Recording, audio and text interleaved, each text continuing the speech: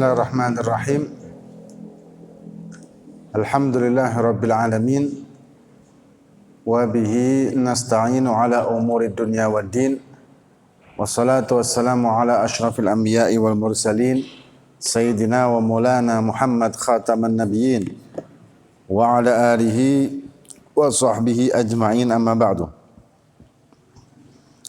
Alhamdulillah, kita melanjutkan kajian-kajian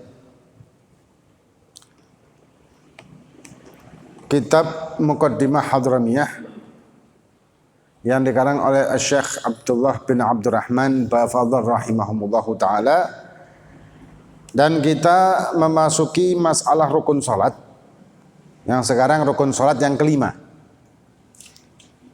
Al-khamis, yang kelima, ar-ruku'. Ya. Merupakan salah satu rukun salat adalah ruku'. Wa aqalluhu, minimal ruku'. An yanhaniya hatta tanal rahatahu rukbatayhi.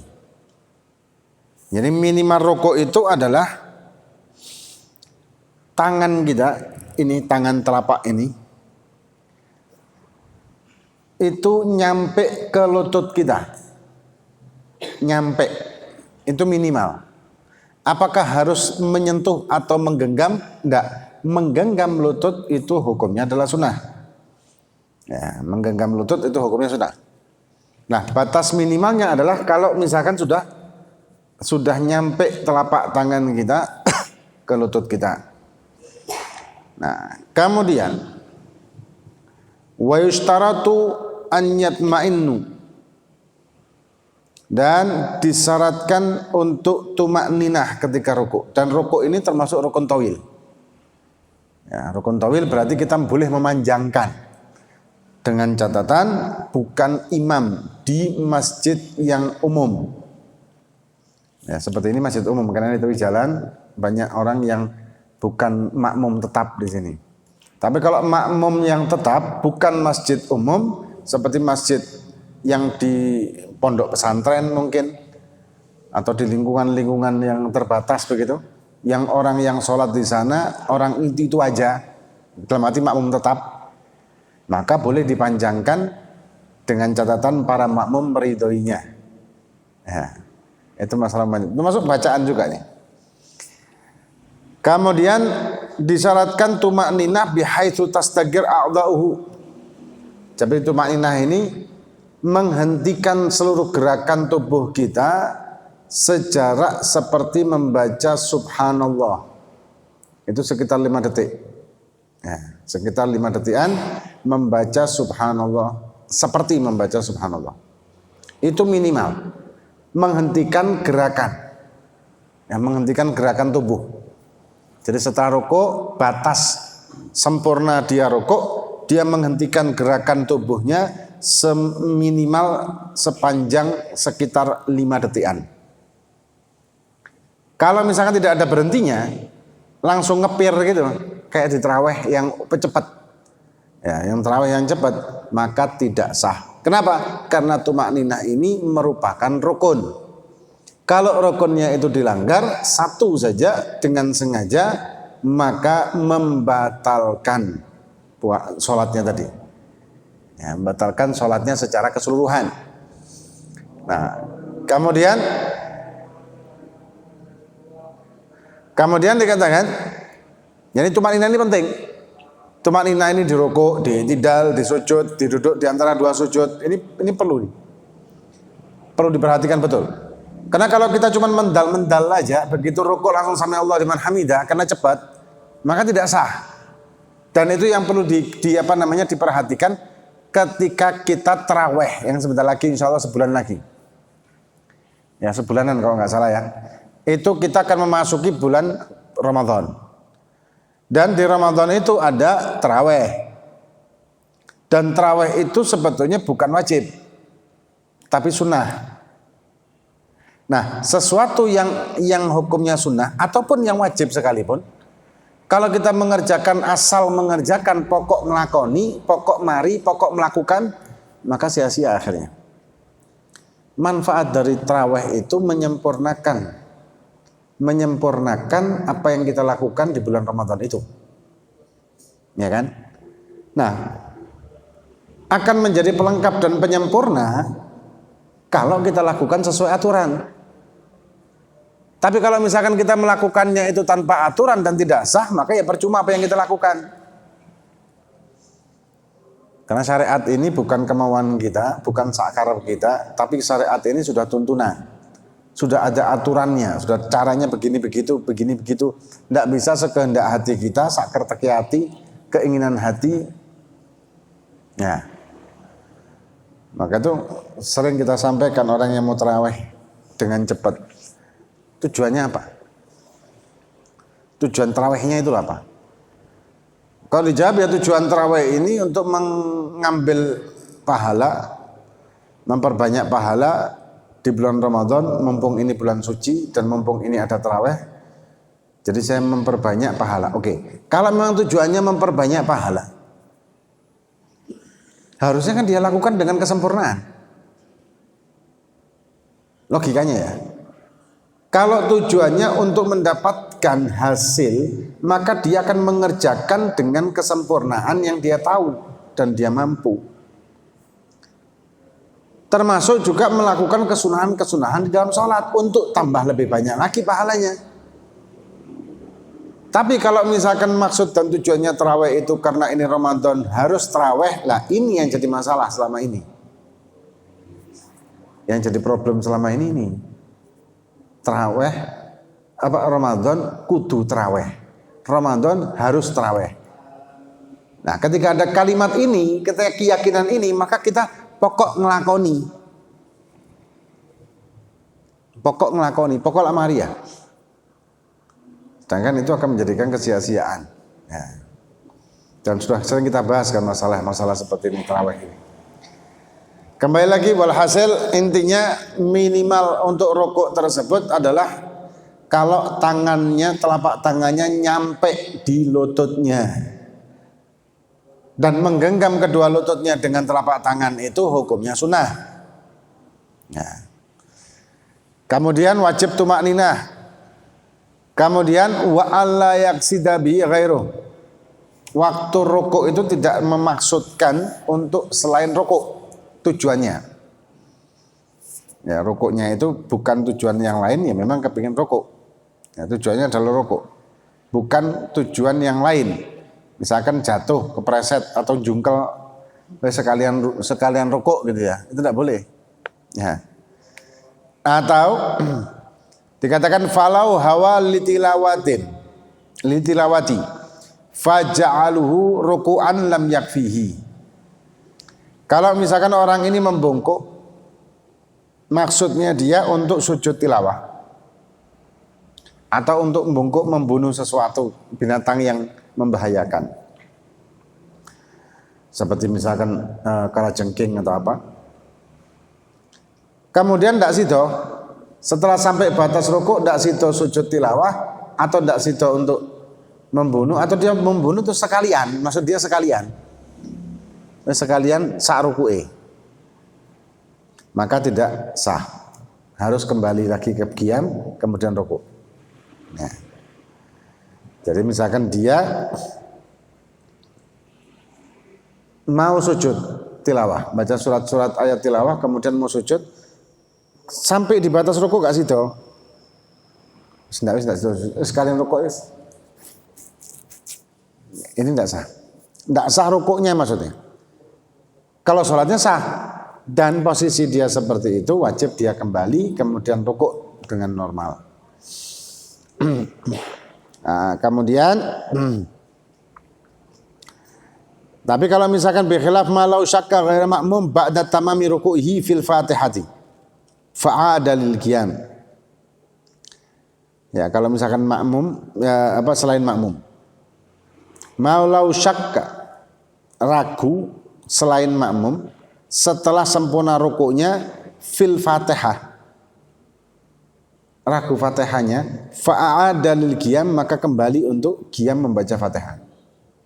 Kemudian tsumma tadzakkara annahu qara'aha, tapi dia aku baca tadi fatihah, fayuhsab lahu intisabi anil i'tidal, maka dianggap itu sebagai i'tidal. Kalau dia sholat sendiri ya, kalau dia bukan makmum maksudnya. Ya. Dia rukuk.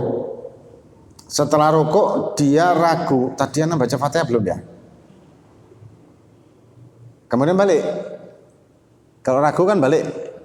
Ketika dia balik sampai berdiri iling, oh iya tadi sudah kok. Nah, maka jadi i'tidal. Menjadi i'tidal. Nah, otomatis jadi i'tidal. Dikatakan fayuhsabu lil i'tidal. Nah, kemudian kalau di masalah tadi ya, kalau rukuk tadi itu maka dia kembali lagi untuk qiyam, kemudian baru rukuk. Kemudian dikatakan yang keenam sekarang. As-sadisu, yang keenam, al-i'tidal. Nah, i'tidal. I'tidal huwa an ya'uda ila ma kana alaih. Kembali ke sebelumnya dia i'tidal. Maksudnya gini.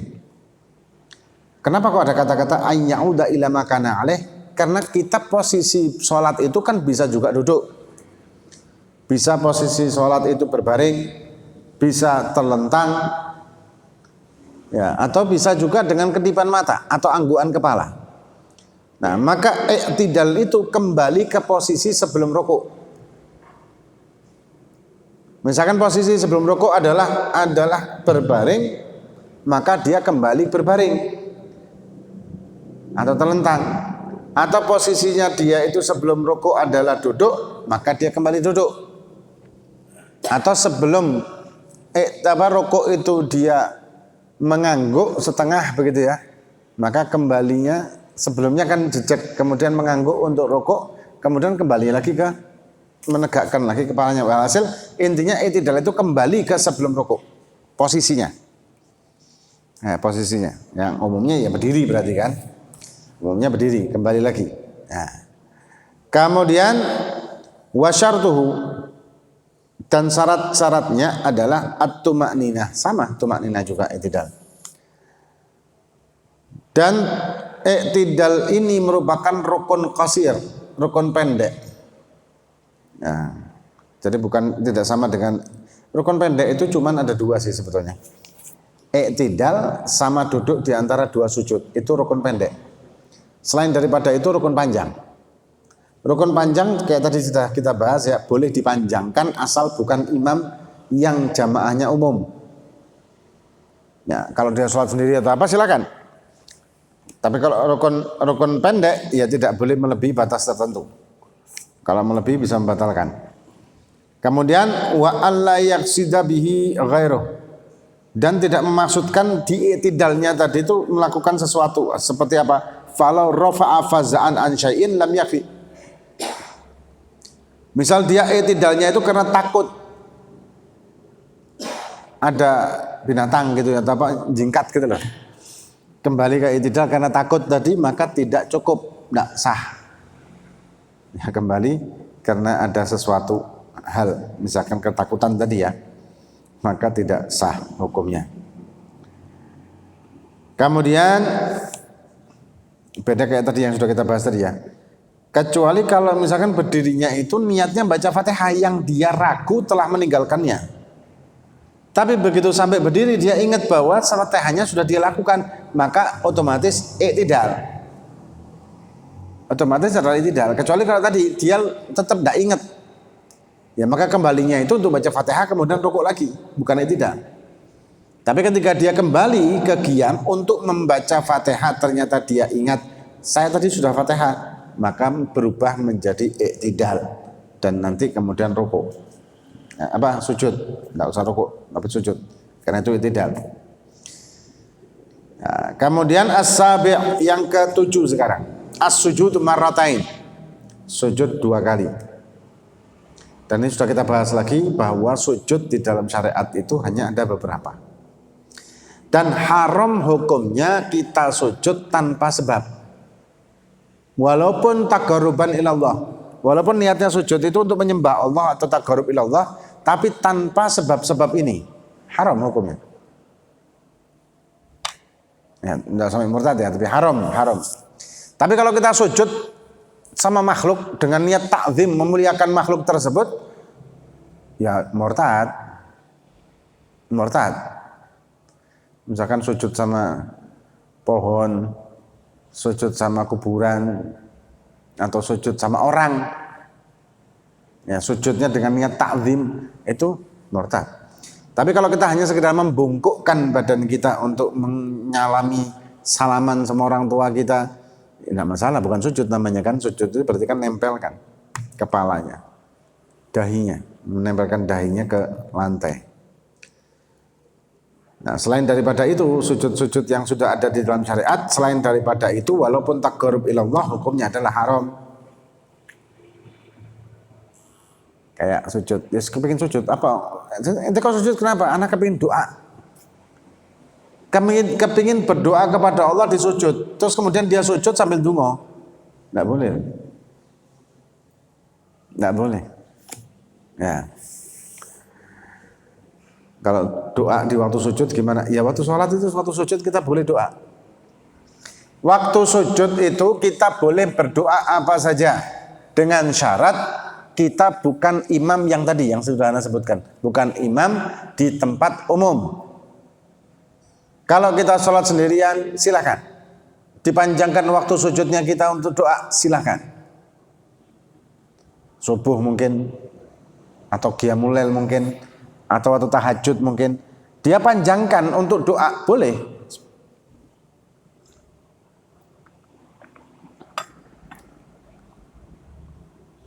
Boleh, tidak masalah.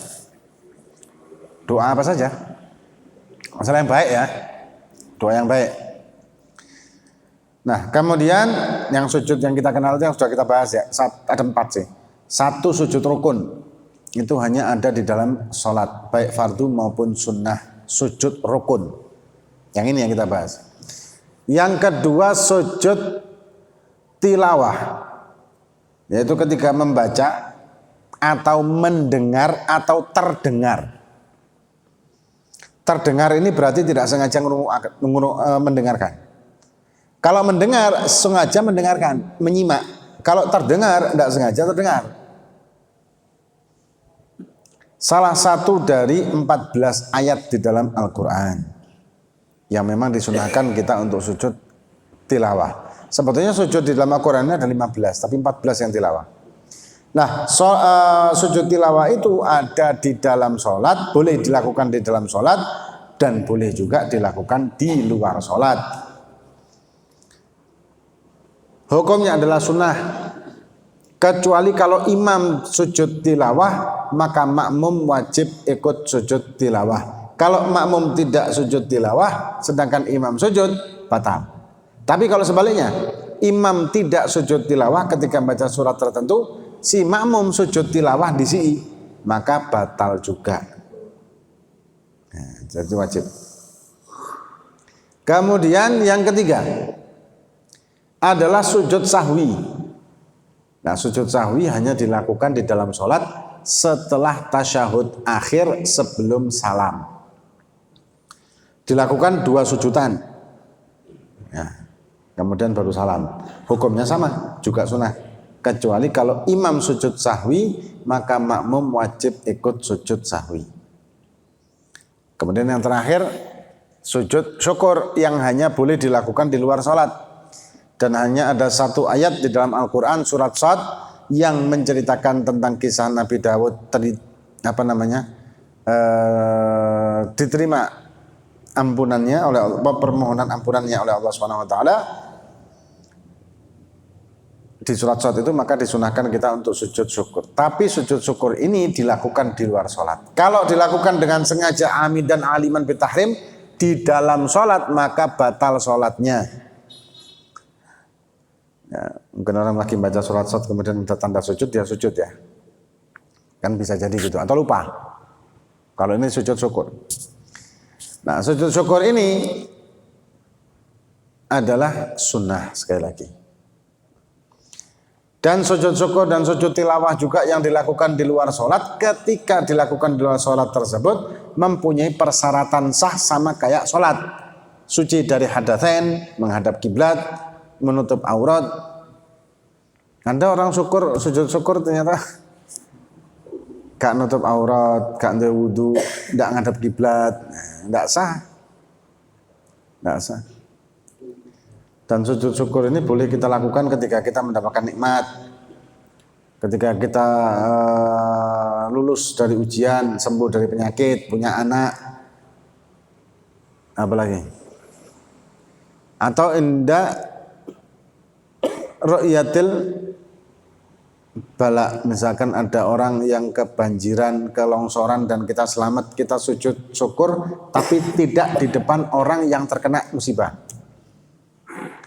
Moro dengar wong iku sampean mari kena sujud apa, mari kena longsor omong sampean, iya alhamdulillah moro sujud syukur depan orang itu. Tidak boleh dong. Loh, kok tambah syukur no kan gitu kan. Aku syukur boleh, aku gak kena. Tambah ngamuk wong. Nah, kalau itu jangan. Atau sujud syukur ketika melihat orang yang fasik. Kalau ini di depannya enggak apa-apa. Orang minum khamr. Kita sujud syukur apa? Syukur kita tidak seperti dia. Loh, sampai kalau sujud apa? Aku bersyukur sama Allah diberi oleh Allah Subhanahu wa taala kehidupan yang enggak kayak sampean suka mabuk. Sampaikan. Tunjukkan juga. Nah, kemudian kalau selain daripada itu tidak ada sujud. Seperti sujud orang yang sering kita lihat itu ya, yang katanya sih sujud syukur, tapi agak membingungkan juga syukur gimana.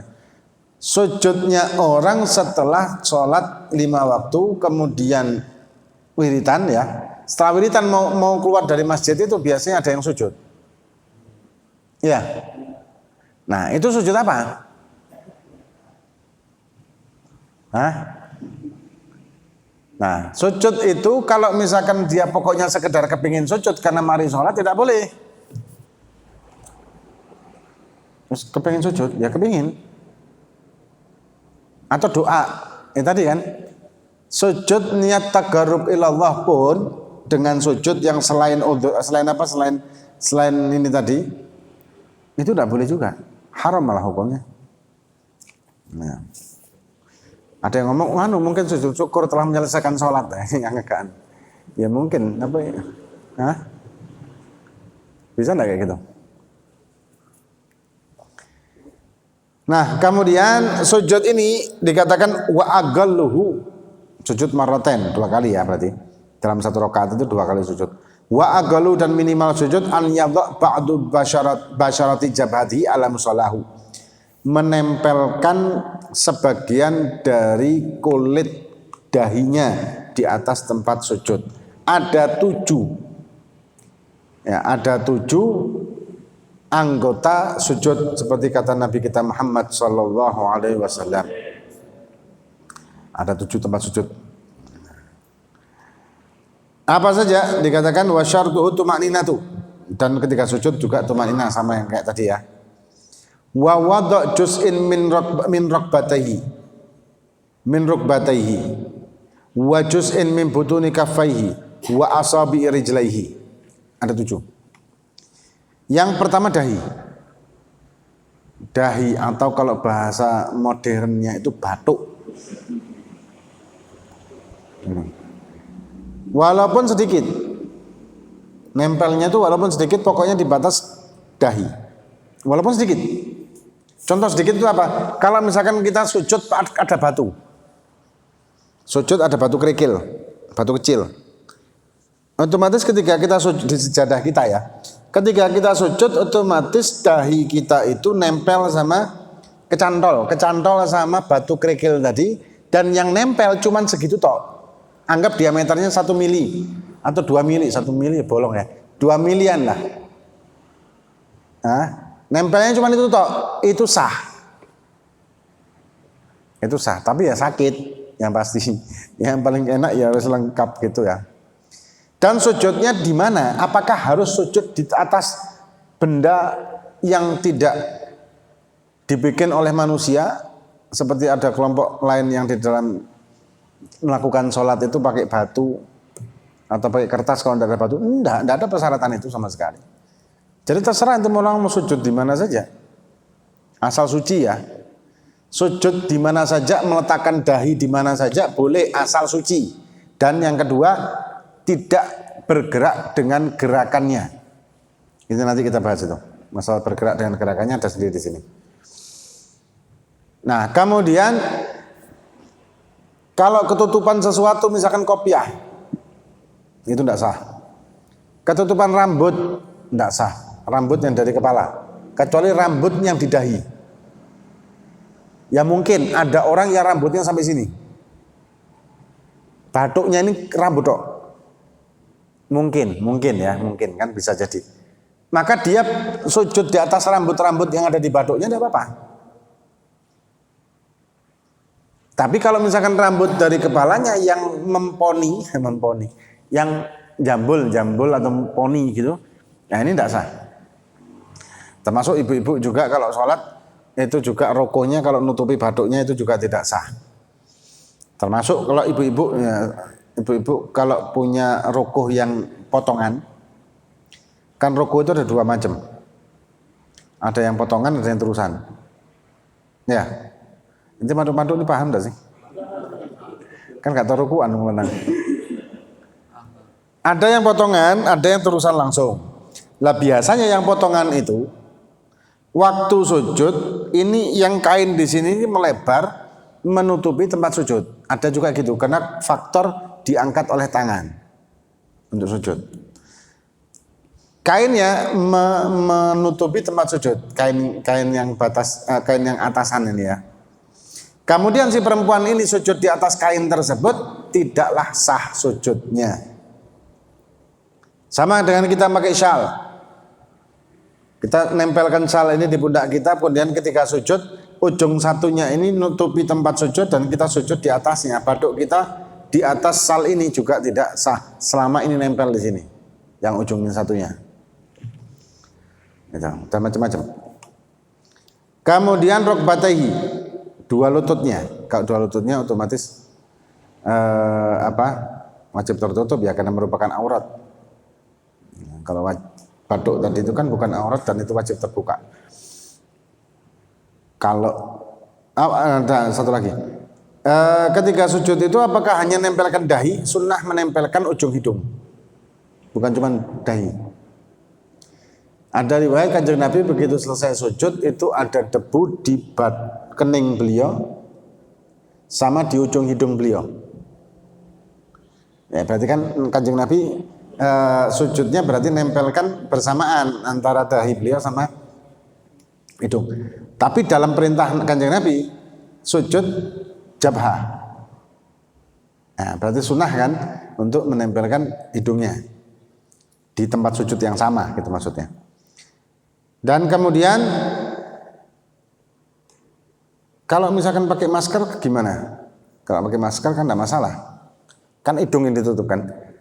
Hidung sama mulut kalau maskeran kan. Itu tidak masalah karena yang wajib terbuka cuma ini tok. Cuma baduknya tok. Ada yang nanya, sholat kalau pakai masker gimana hukumnya? Kalau tanpa sebab hukumnya makruh. Hukumnya makruh. Tapi kalau dengan sebab, karena sebab ya kayak sekarang lah. Mungkin ada orang yang takut atau ada peraturan. Ya, ada peraturan di masjid harus sujud dengan pakai masker, ada peraturan seperti itu, maka wajib maka tidak masalah kita memakai masker di sholat dan tidak makruh karena penyebab itu. Ya, tapi kalau bukan karena ada sebab musabab tersebut, maka kita pakai masker hukumnya makruh. Ya. Kemudian wajuz'in min butuni kafaihi, dan sebagian dari telapak tangannya walaupun cuma sedikit, misalkan begini aja, kafaihi wa butuni asabi sama gini apa gini loh, tapi ya karena apa perlu nih gitu ya, karena suhulan dalam bong ini. Dan sunnahnya ketika kita menaruh kedua tangan kita tersebut, kalau orang laki maka dibuka sayapnya, ketiaknya, dibuka ketiaknya, melebar ketiaknya, dan posisi tangan ini itu berada di pundak, di garis pundak gini. dengan ujung-ujung jemarinya menghadap ke kiblat dan terbuka, bukan merapat tapi merenggang. Jadi gini, bukan begini, bukan begini, tapi begini. Ini yang kebuka. Kecuali kalau kalau laki ya, kalau perempuan dia mingkup menutup gitu. Tapi kecuali kalau misalkan menjadi makmum. Kalau menjadi makmum maka tidak disunahkan untuk membuka. Kalau jadi makmum, tapi menutup. Kenapa kok demikian? Karena lek buka koncone nyantol. Iya kan? Kena sikut kita nanti nyantol. Mau sujud itu kecantol. Mengganggu sebelahnya. Kecuali kalau sholatnya model sholat yang zaman sekarang, yang 1 meter jaraknya, per meter gitu ya, 1 meter ya tidak masalah sih. Kan jadi tidak ganggu kan tidak mengganggu yang sebelahnya kalau misalnya dia buka ketiaknya. Ada pertanyaan lagi, sah apa tidak jamaah 1 meteran ini? Kalau situasi normal maka tetap sah, tapi fadilah jamaahnya akan berkurang. Situasi normal. Tapi kalau situasinya memaksa harus pakai jarak, kalau tidak akan ada sanksi misalkan karena ini merupakan kesehatan lah, inilah itulah sebagai macam ya, maka kita merenggang itu tadi tetap dapat pahalanya jamaah. Kalau sahnya jamaah tetap sah, dua-duanya sah. Walaupun tanpa udzur juga, jangankan begitu. Ada imam di sini, ini kosong. Makmumnya di belakang situ, depan pintu. Sah. Juga model satru bi imam gitu. Jaraknya berapa ini? 20-30 meter. Boleh. Sah yang sana, tapi fadilah jamaahnya enggak. Enggak dapat fadilah jamaah, tapi jamaahnya sah. Gitu. Jadi kalau renggang-renggang, kalau ada udzur memang keterpaksaan, ya mau tidak mau ya boleh, dan tidak menghilangkan fadilah jamaahnya. Tapi kadang ya, maaf. Kadang-kadang ada orang-orang yang tidak begitu paham fikih atau apa terus ngeyel. Nah ini yang membahayakan ngeyelnya ini kalau tanpa ilmu. Ada hukum begini, ada hukum begini, ada hukum begini, ada hukum begini, macam-macam hukum. Fikih ini luas loh. Fikih ini luasnya luar biasa, tidak sama kayak tauhid. Kalau tauhid itu ilmu baku. Tauhid ilmu tetap yang tidak akan mungkin berubah sampai kiamat. Itu ilmu tauhid. Tidak ada pengembangan. Tauhid itu tidak ada pengembangan. Di situ itu. Malah membahayakan kalau tauhid ada pengembangan, ya murtad kabeh wong. Nah, orang musyrik kabeh. Kalau tauhid tetap. Fikih berkembang macam-macam, meluas segala macam. Contoh aja yang paling gampang, zaman dulu masa ada namanya jual beli pakai mesin. Sekarang kita masukkan duit 5.000, pencet, keluar apa yang kita inginkan. Kalau dalam hukum fikih zaman dahulu, ayyakuna rasyidaini al-bai' wal mustari, pembeli dan penjual harus sama-sama rasyidaini, sama-sama rasyid, sama-sama orang yang bukan gila atau anak kecil. Nah ini mesin masuk rasyid. Hah? Mesin. Nah maka itu pengembangan fikih dikatakan boleh. Ini masalah muamalah boleh. Ini karena gini. Ada penjabarannya sendiri. Jadi pengembangan zaman. Kalau tauhid tidak bisa. Nah kemudian wa asabi' rijlaihi, dan kedua tangannya, telapak tangannya, kemudian asabi' rijlaihi, jari jemari kakinya. Walaupun satu jemari jempol wajib untuk menempel di tempat sujud di lantai. Ya, walaupun jempolnya jempol kaki, ya dua-duanya, kaki kanan kaki kiri. Andai kata ujung jari kan begini berarti kan, ini tidak sah. Apalagi kuku jari, itu tidak sah. Atau ngangkat, itu juga sama tidak sah sujudnya. Apakah batal sholatnya? Kalau diteruskan ya batal sholatnya karena sujudnya tidak sah. Nah sekarang pertanyaan, kalau orang itu pakai sepatu yang menjadi khuf bagi dia, ya, sepatu tentara, yang tidak tembus air, ya, kan boleh dia melakukan sholat dengan sepatu, hukumnya boleh. Tapi syaratnya waktu sujud maka kaki yang ada di dalam sepatu itu juga harus menekuk semaksimalnya untuk menempelkan ke alas sepatunya. Bukan sepatunya, karena sepatu tentara itu kan kayak kaku, ada bisa ditekuk kan. Nah, maka menekuknya sedikit di dalam sepatunya tadi, jempolnya atau apanya, kaki itu tadi, jari jemari kaki. Loh, apa boleh sholat dengan sepatu? Boleh, asal suci ya. Dan bukan di masjid. Nek sholat dengan sepatu di masjid ya, regek ya. Boleh di hutan, di gunung, mungkin tentara-tentara yang lagi masuk hutan, ya itu boleh. Bahkan wudhunya juga bisa masul khufain dengan sepatu dengan persyaratan sahnya khufain. Sepatunya tadi memenuhi persyaratan sahnya masul khufain. Kalau enggak ya enggak bisa. Kemudian ya 7 anggota sujud itu wajib nempel berbarengan, mulai dari kening 2 telapak tangan, kemudian 2 dengkul, 2 telapak jari kaki.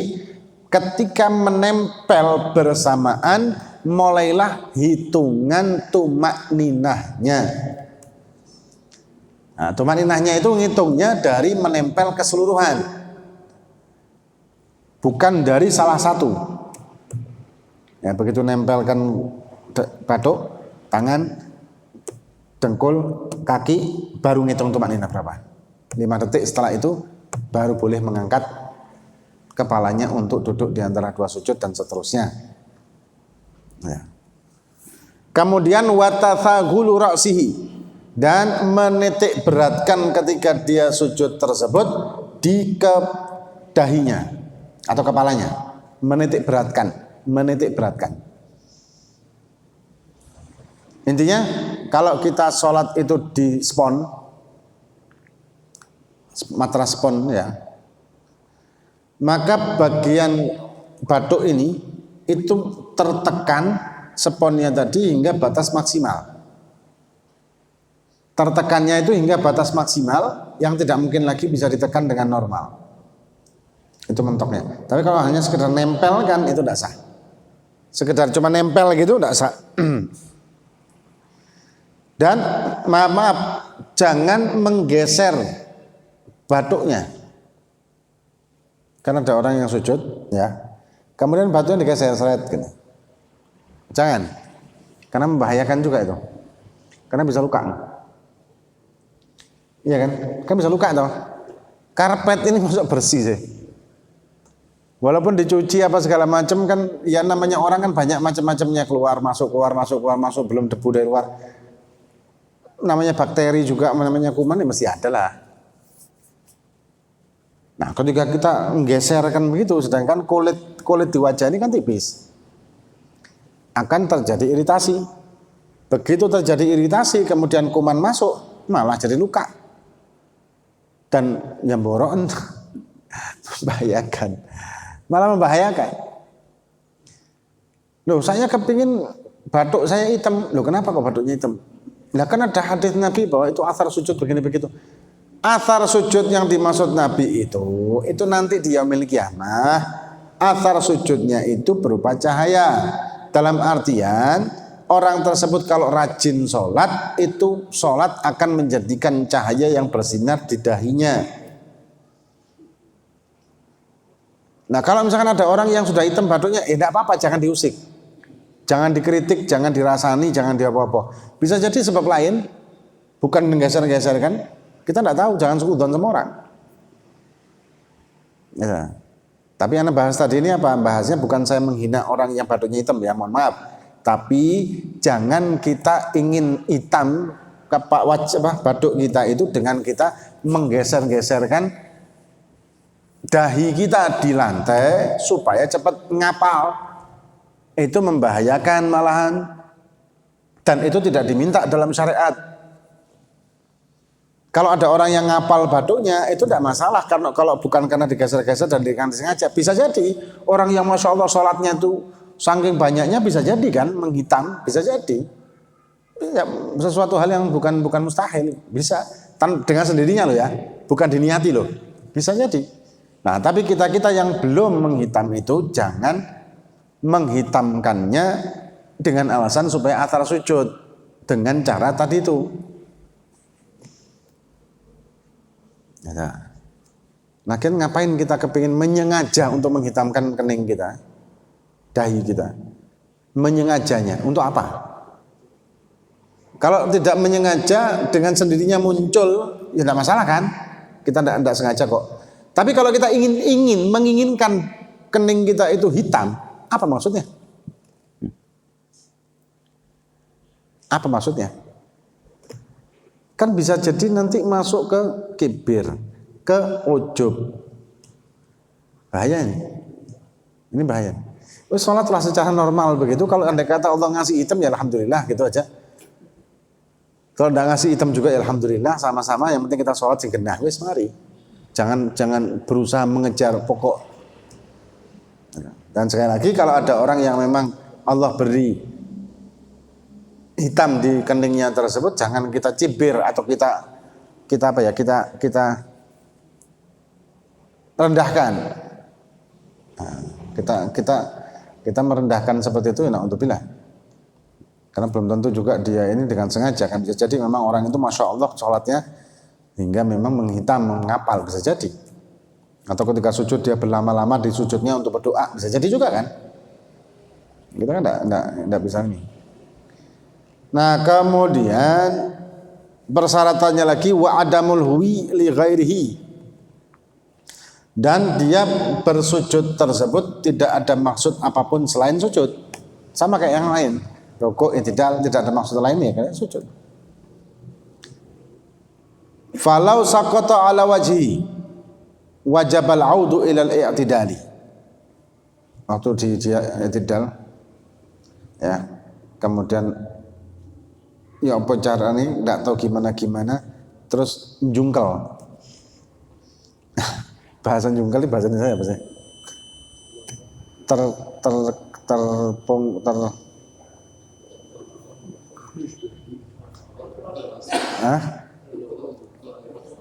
Terjungkel. Terjungkel. Ya mas gitulah pokoknya ya. Tahu-tahu jatuh begitulah. Tahu-tahu jatuh sekalian sujud, tidak bisa, harus balik lagi. Intinya itu terjungkel. Ini nanti insya Allah kita lanjutkan yang adamul huwi li ghairihi, dan kemudian selanjutnya itu persyaratan sujudnya. Muka-muka bermanfaat bagi kita fid din wa dunya wal akhirah, wallahu a'lam bissawab. Amin.